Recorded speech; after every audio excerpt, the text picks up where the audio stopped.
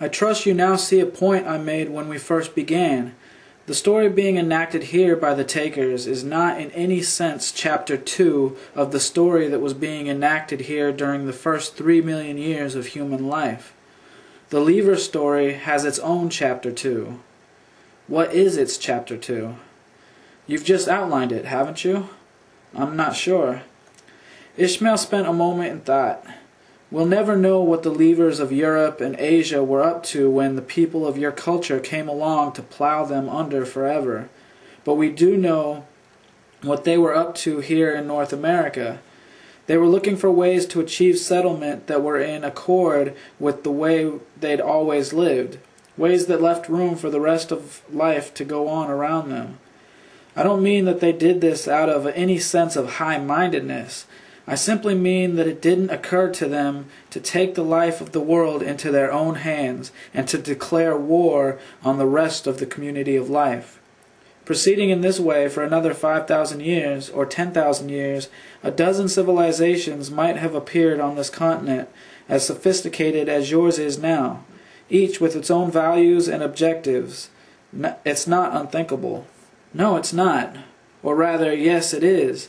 According to Taker mythology, every civilization anywhere in the universe must be a Taker civilization, a civilization in which people have taken the life of the world into their own hands. That's so obvious it doesn't need to be pointed out.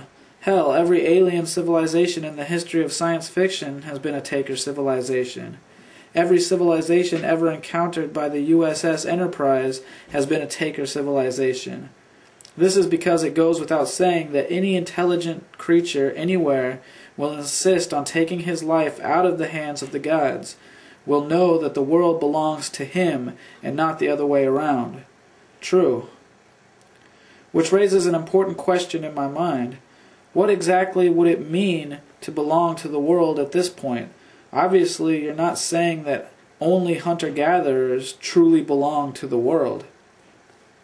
I'm glad you see that, though if the Bushmen of Africa or the Kalapalo of Brazil, if there are any left by now, want to go on living that way for the next 10 million years, I can't see how this can be anything less than beneficial for them and for the world. True, but that doesn't answer my question. How can civilized people belong to the world?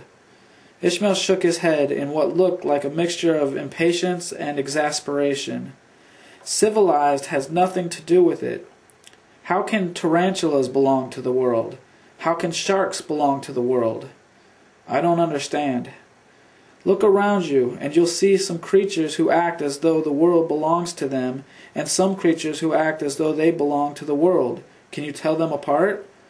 Yes. The creatures who act as though they belong to the world follow the peacekeeping law, and because they follow that law, they give the creatures around them a chance to grow toward whatever it's possible for them to become.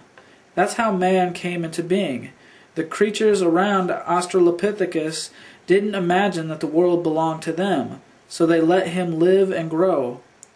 How does being civilized come into it? Does being civilized mean that you have to destroy the world? No. Does being civilized make you incapable of giving the creatures around you a little space in which to live? No. Does it make you incapable of living as harmlessly as sharks and tarantulas and rattlesnakes? No. Does it make you incapable of following a law that even snails and earthworms manage to follow without any difficulty? No. As I pointed out some time ago, human settlement isn't against the law. It's subject to the law, and the same is true of civilization. So what exactly is your question? I don't know now. Obviously, belonging to the world means belonging to the same club as everyone else, the club being the community of life. It means belonging to the club and following the same rules as everybody else. And if being civilized means anything at all, it should mean that you're leaders of the club, not its only criminals and destroyers. True, I said, then sat there blinking for a few moments. Something you said a moment ago. We'll never know what the Levers of Europe or Asia were up to when the people of my culture arrived to plow them under. Yes? I think some information about that has been dug up in recent years. Ishmael nodded. If it's recent, then I might well not have heard of it.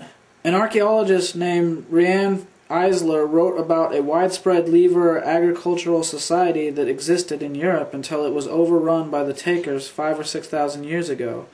Except she didn't call them levers and takers, of course.